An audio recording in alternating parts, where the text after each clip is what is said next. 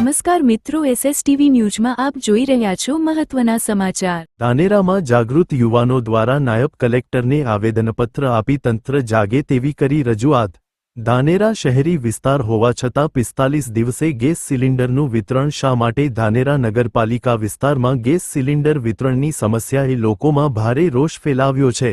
નિયમ મુજબ ગ્રાહકોને અંદાજે દર 25 દિવસે ગેસ સિલિન્ડર મળવો જોઈએ, પરંતુ ધાનેરામાં 45 દિવસ સુધી રાહ જોવી પડી રહી છે। જાગૃત યુવાનોના જણાવ્યા મુજબ સમયસર બુકિંગ કર્યા છતાં સિલિન્ડર મોડા પહોંચે છે, જેના કારણે રોજિંદી જીવન વ્યવસ્થા ખોરવાઈ રહી છે।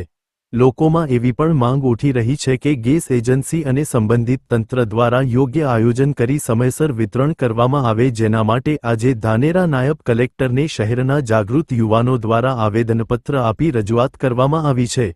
હવે જોવાનું રહ્યું કે જવાબદાર તંત્ર લોકોની આ મુશ્કેલીને ગંભીરતાથી લઈને ઝડપી કાર્યવાહી કરે છે કે પછી સામાન્ય જનતા આમ જ પરેશાન થતી રહેશે। રિપોર્ટર મહેબૂબ બેલીમ, ધાનેરા।